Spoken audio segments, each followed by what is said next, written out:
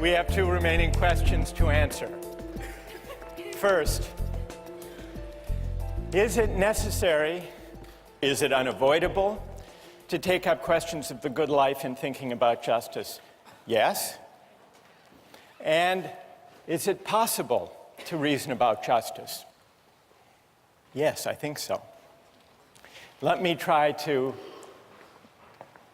develop those answers to those two questions.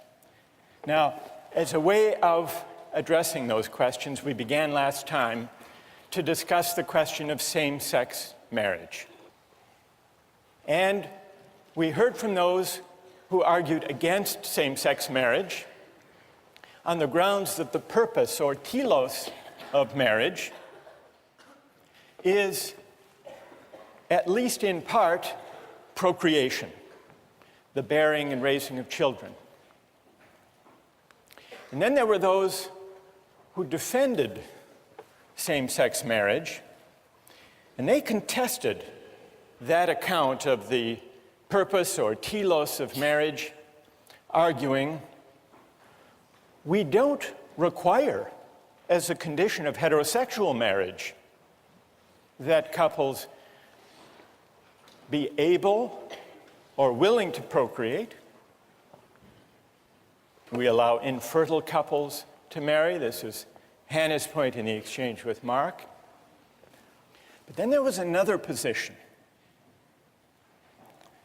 expressed at the end of our discussion by Victoria, who argued we shouldn't try to decide this question. We shouldn't, at least at the level of the state, at the level of law, try to come to any agreement on those questions about the good, because we live in a pluralist society where people have different moral and religious convictions. And so we should try to make law and the framework of rights neutral with respect to these competing moral and religious views. Now, it's interesting that others, some others, who favor the idea of neutrality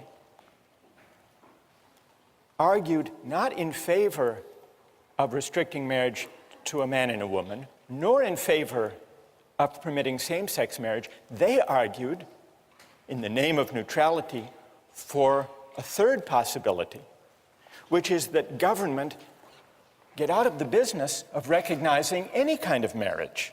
That was the third possibility. Now, Andrea Mayrose had an interesting contribution to this debate. She had a rejoinder to people who argue for neutrality. Where is Andrea? All right. Andrea, would you be willing, share with us the view, if we can get you a microphone. Share with us your view. Why do you think that it's a mistake for the state to try to be neutral on moral and even religious questions like same-sex marriage?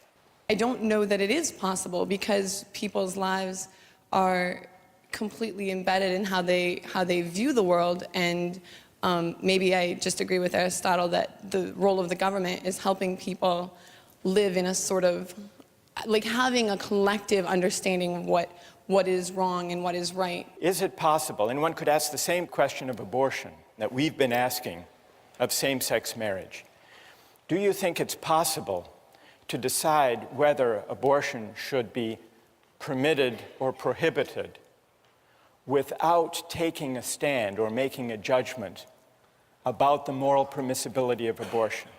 No, I don't think it is, and I think that's why it's such a controversy, because people are so deeply committed to, like, their fundamental beliefs about whether a fetus is a life or if it isn't. So if I believe that a fetus is a living being and has rights and has, like, fundamentally the right to live, then it's very hard for me to say, but I can put that aside and let you do what you want, because that's like me saying, well, despite my beliefs, I'm going to let you commit what to me is murder.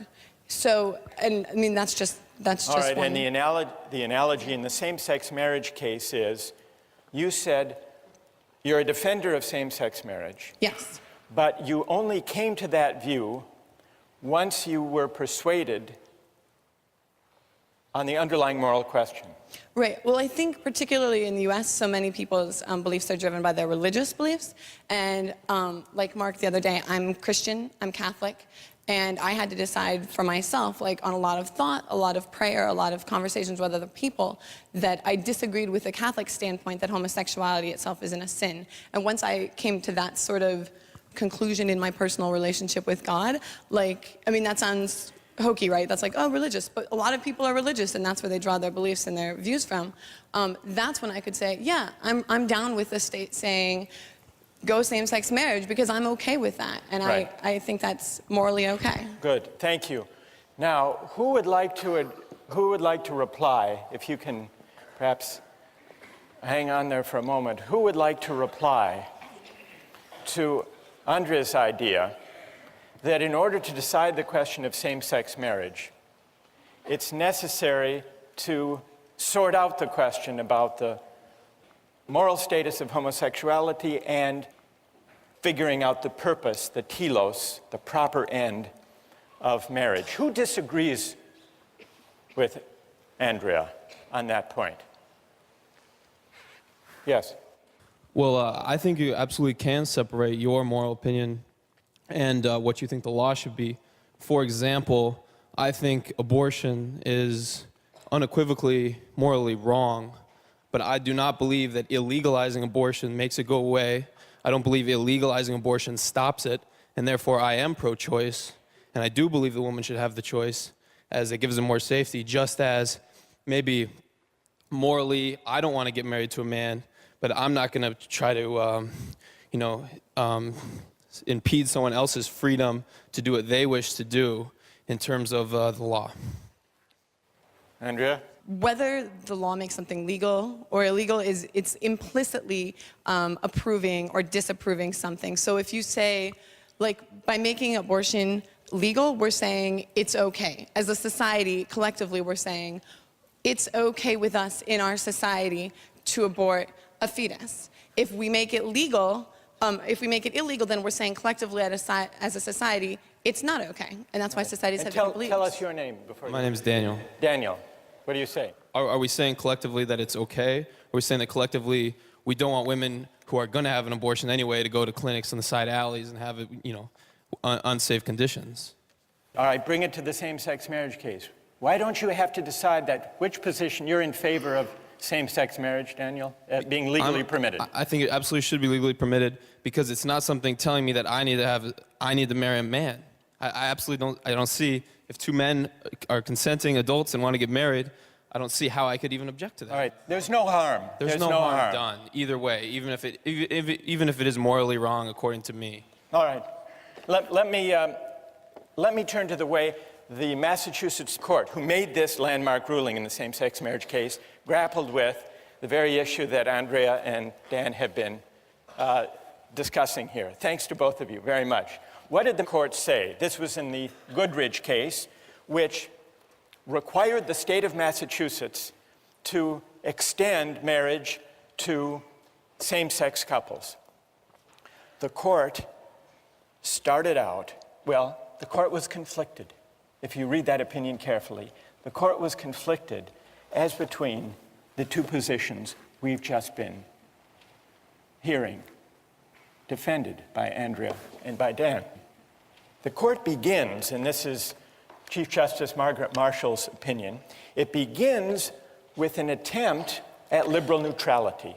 Many people hold deep-seated religious, moral, and ethical convictions that marriage should be limited to the union of one man and one woman, and that homosexual conduct is immoral.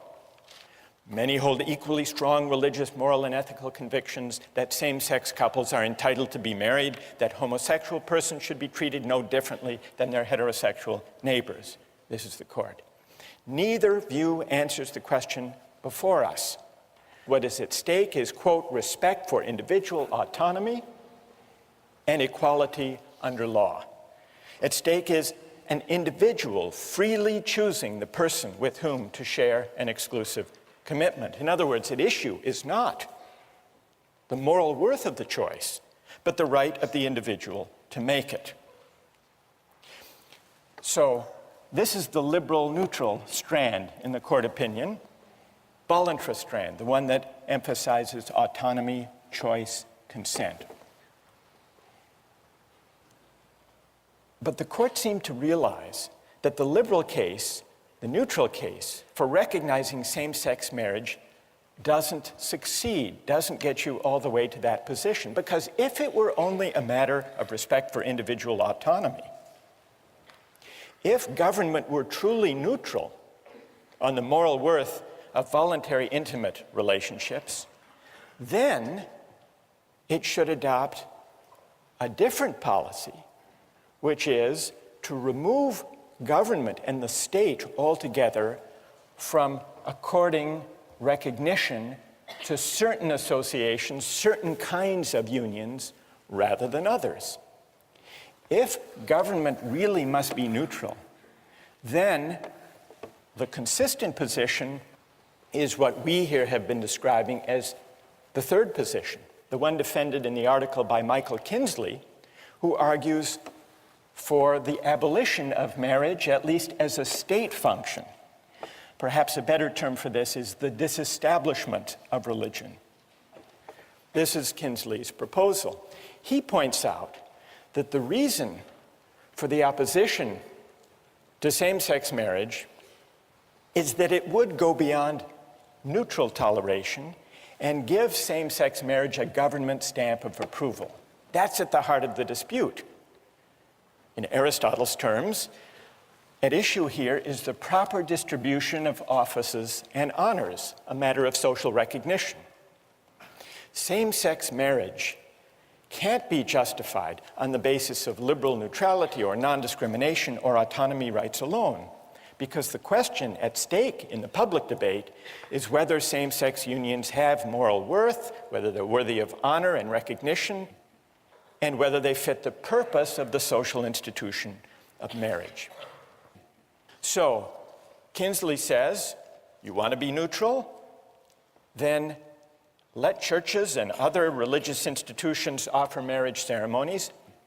Let department stores and casinos get into the act if they want to. This is Kinsley. Let couples celebrate their union in any way they choose and consider themselves married whenever they want. And if 3 people want to get married, or if one person wants to marry himself or herself, and someone else wants to conduct a ceremony for them and declare them married, let them. If you and your government are implicated, what do you care? This is Kinsley.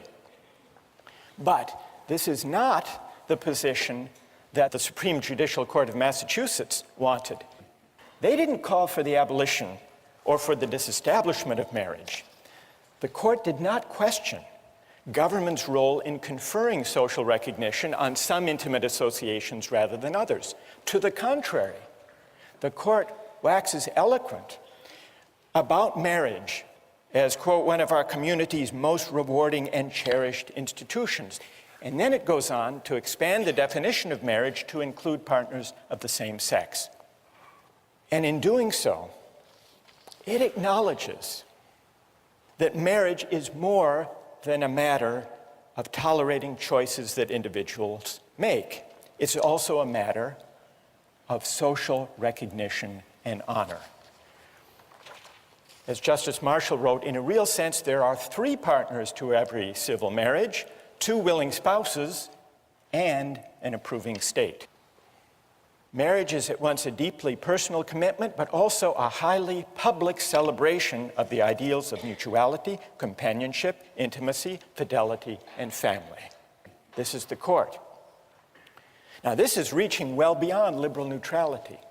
This is celebrating and affirming marriage as an honorific, as a form of public recognition.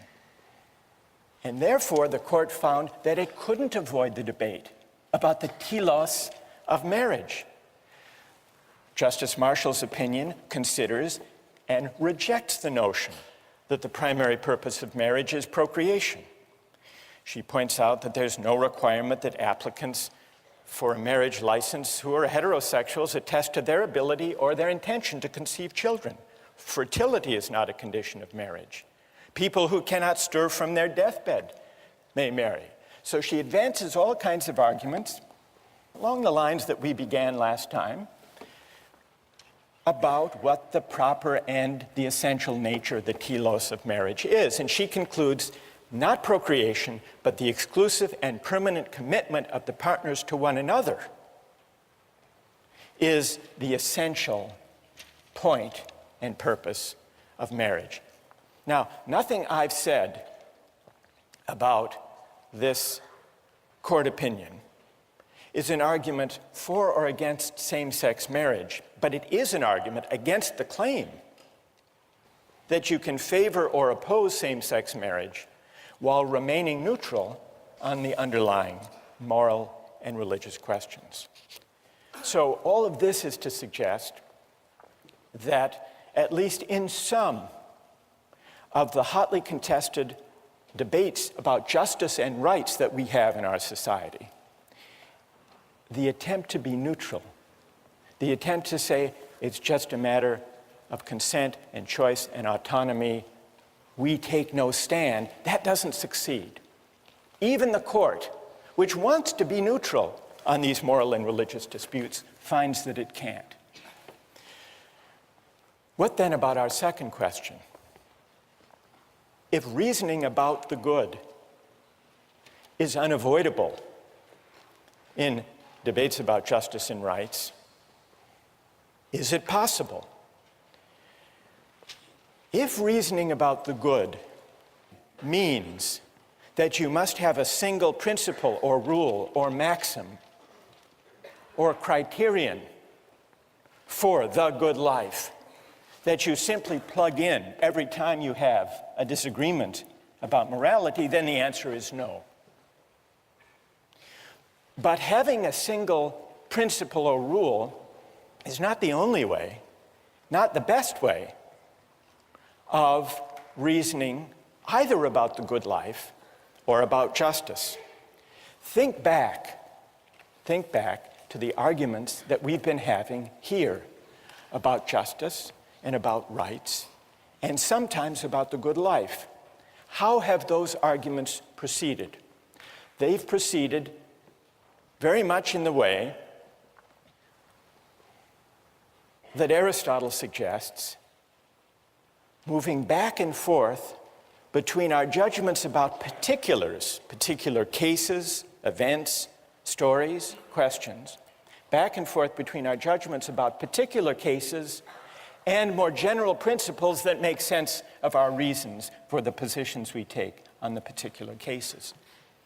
This dialectical way of doing moral reasoning goes back to the ancients, to Plato and Aristotle, but it doesn't stop with them, because there is a version of Socratic or dialectical moral reasoning that is defended with great clarity and force by John Rawls in giving an account of his method of justifying a theory of justice.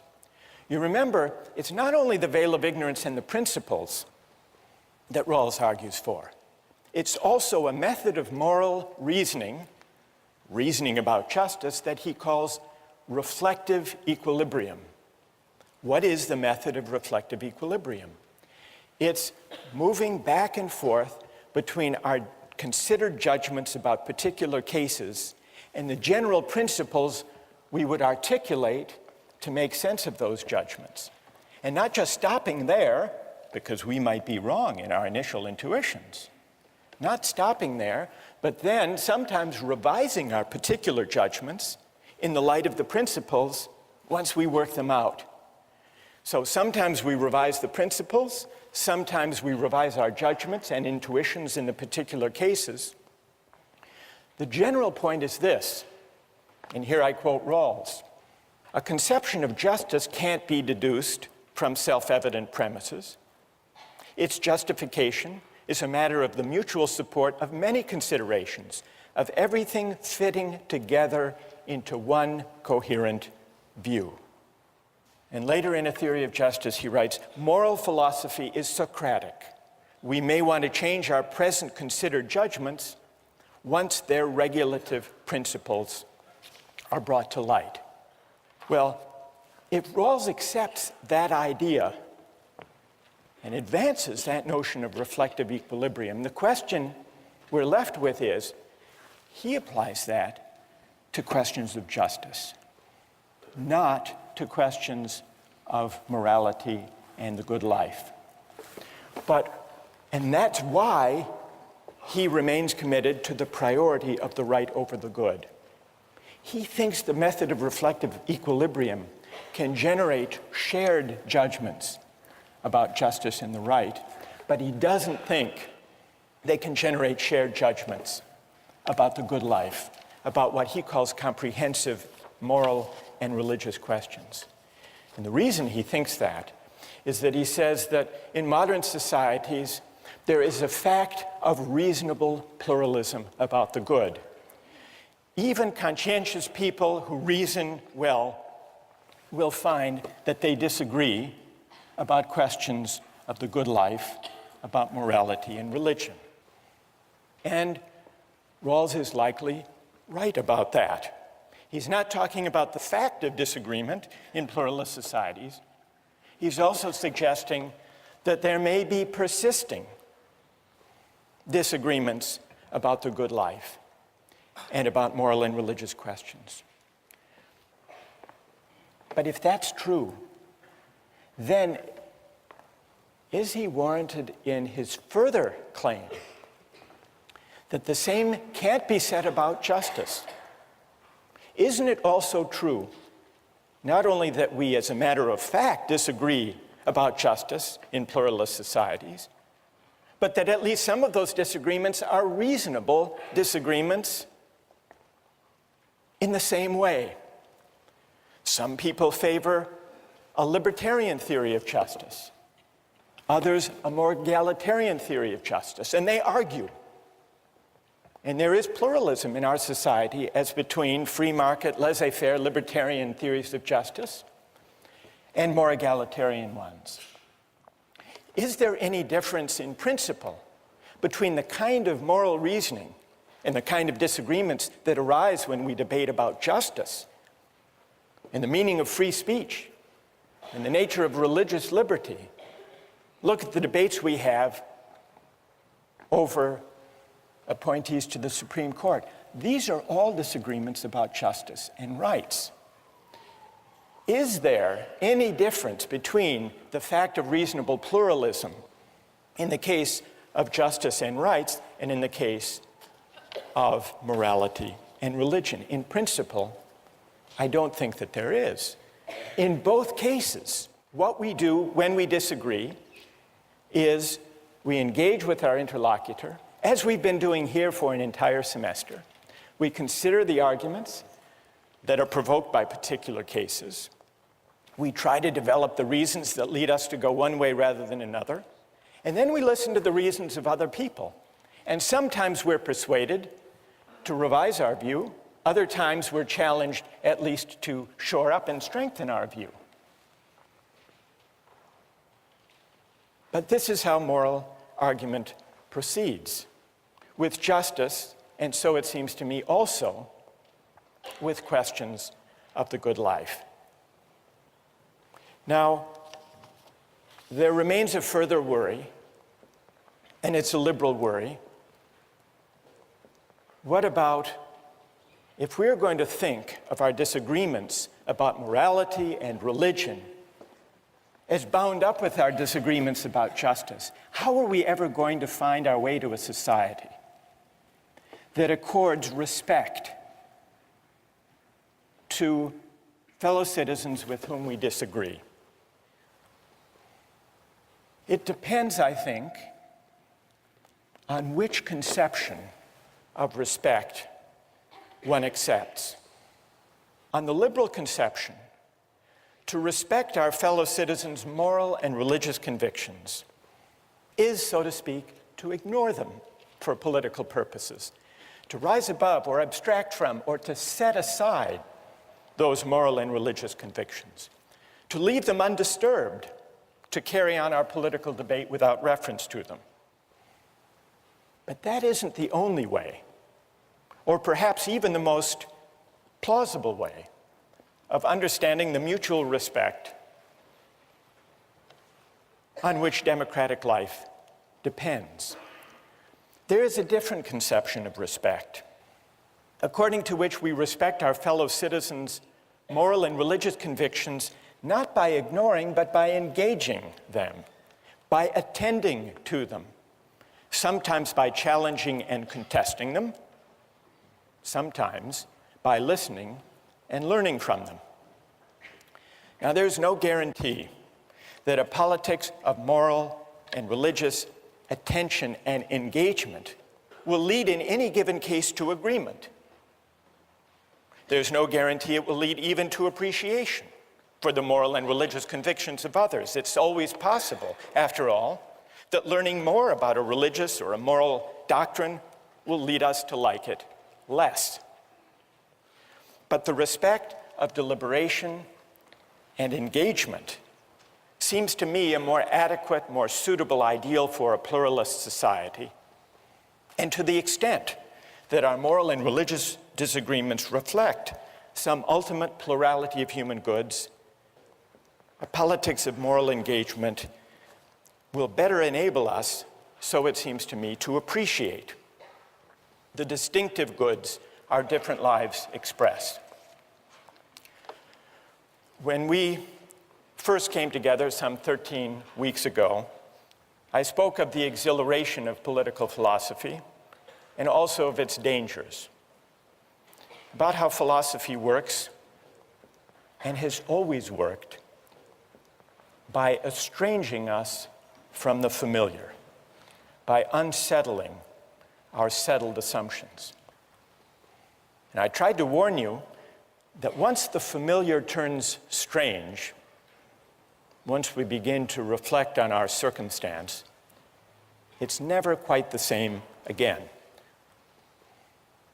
I hope you have by now experienced at least a little of this unease, because this is the tension that animates critical reflection and political improvement, and maybe even the moral life as well.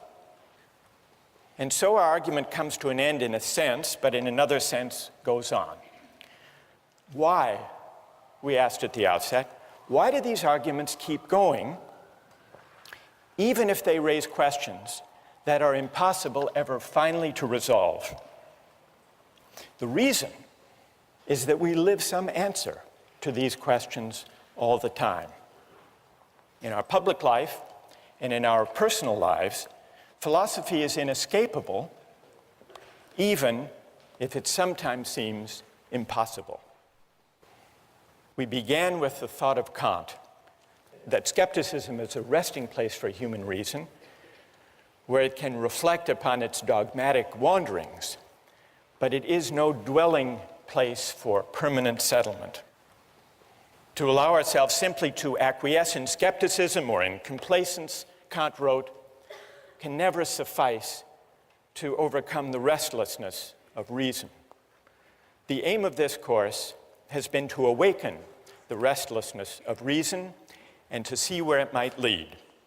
And if we have done at least that, and if the restlessness continues to afflict you in the days and years to come, then we together have achieved no small thing. Thank you. Thanks. Thank you. Thanks. Thanks. Thanks a lot. Thanks. Thank you. Thank you. Thanks. Thank you.